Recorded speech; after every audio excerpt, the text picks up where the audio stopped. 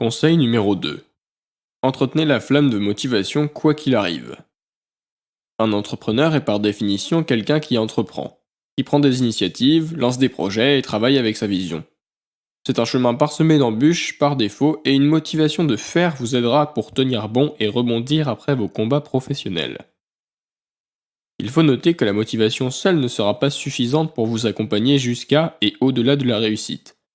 La motivation est le carburant qui vous donne de l'énergie nécessaire pour rouler, mais si vous ne faites rien, si le moteur est inerte, avoir un réservoir plein ne sert finalement pas à grand chose. Dans l'entrepreneuriat, vous êtes responsable pour garantir l'approvisionnement dans votre véhicule. C'est à vous d'aller chercher l'essence dans les stations-service ou ailleurs. Personne n'est responsable en cas de pénurie. J'avais un partenaire tout le temps déprimé qui demandait à son leader de le motiver. Son leader peut le motiver 5 minutes, mais qui est la personne qui passe plus de temps avec ce partenaire? C'est lui-même, 24 heures sur 24, 7 jours sur 7. Si vous n'arrivez pas à le faire, faites-vous aider par un coach de vie, un thérapeute, mais ne comptez pas sur votre partenaire professionnel, ce n'est pas son rôle. Je vous cite ci-dessous 4 piliers essentiels de la motivation. Imaginez que votre vie soit présentée sous forme d'un temple, soutenu par 4 piliers principaux. Vous avez la possibilité d'améliorer votre capacité de motivation tout au long de votre vie, avant même d'utiliser des techniques ou des stratégies. Pilier numéro 1. Gagner la reconnaissance de ses pairs.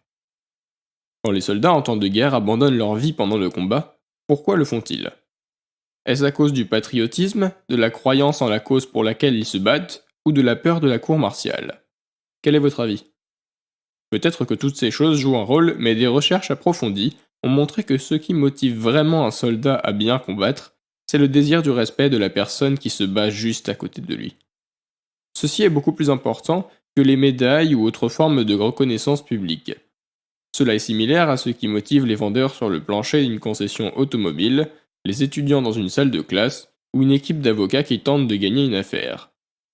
Tous les joueurs de foot vous diront que la meilleure récompense qu'ils souhaitent recevoir est la reconnaissance des autres joueurs et de recevoir le prix du joueur de l'année. Pensez à des façons de développer la reconnaissance de vos pairs pour améliorer votre motivation et les appliquer dans votre vie. Pilier numéro 2. La reconnaissance d'experts ou d'autorités respectées. Dans ma propre vie, mon premier mentor dans le marketing relationnel m'a aidé, m'a guidé et est devenu mon ami professionnel et personnel. Je voulais désespérément gagner son respect. Y a-t-il eu quelqu'un comme cela dans votre vie? Il est important de se rendre compte qu'un expert respecté ne doit pas nécessairement être quelqu'un qui est connu dans le monde entier. Vous êtes celui qui établit les qualifications, bien que très souvent, les personnes que vous trouvez impressionnantes seront tout aussi impressionnantes pour les autres. Une fois que vous avez rencontré une telle personne, ou même si vous ne faites juste que la croiser, peut-être de lire un article à son sujet, arrêtez d'hésiter, approchez-la poliment et présentez-vous. À moins que vous ne surgissiez à un moment particulièrement difficile, la plupart des gens qui réussissent sont désireux d'aider les autres et de transmettre ce qu'ils ont appris de leurs expériences vécues. La chose essentielle à propos de la construction d'une relation avec un mentor, c'est que vous réussissiez à vous rapprocher de cette personne et que vous arriviez parfois à l'entendre vous conseiller, alors qu'elle n'est pas vraiment là. Réfléchissez à la façon dont vous pouvez obtenir la reconnaissance d'un expert ou d'une autorité respectée. Vous pouvez vraiment étirer ce concept pour être de bons parents, des enseignants locaux, des conseillers, ainsi que des gens d'affaires. Interprétez cela de la meilleure façon pour vous. Pilier numéro 3. La famille. Bien que l'approbation de pairs et d'experts puisse être importante pour votre carrière et dans votre vie, rien ne se compare à l'influence de votre famille. La famille est notre premier cercle social, elle a un impact énorme sur notre mentalité et notre schéma de comportement. Beaucoup de nos agissements sont influencés inconsciemment par nos parents. Naturellement, nous voulons la reconnaissance de nos parents et de nos proches. Nous souhaitons leur apporter le bonheur, le bien-être et une vie confortable. Le fait d'avoir grandi dans une famille modeste et d'avoir perdu mes parents à 14 ans m'a donné un droit.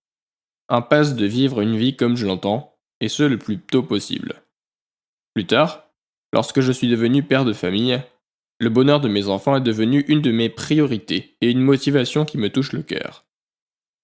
Réfléchissez donc aux façons dont votre quotidien peut vous motiver et vous en tenir compte. Pilier numéro 4. Partagez la richesse et la sagesse pour le bien de vos semblables. Ce pilier est étroitement lié au numéro 3. Pour illustrer ce pilier, je vais mentionner une histoire que j'aime à propos d'Andrew Carnegie, l'immigrant écossais qui a fondé la US Steel, United States Steel Company, au début des années 1900. À la mort de Carnegie, une feuille de papier jaune a été trouvée dans son bureau, sur laquelle il s'était écrit une note quand il avait une vingtaine d'années.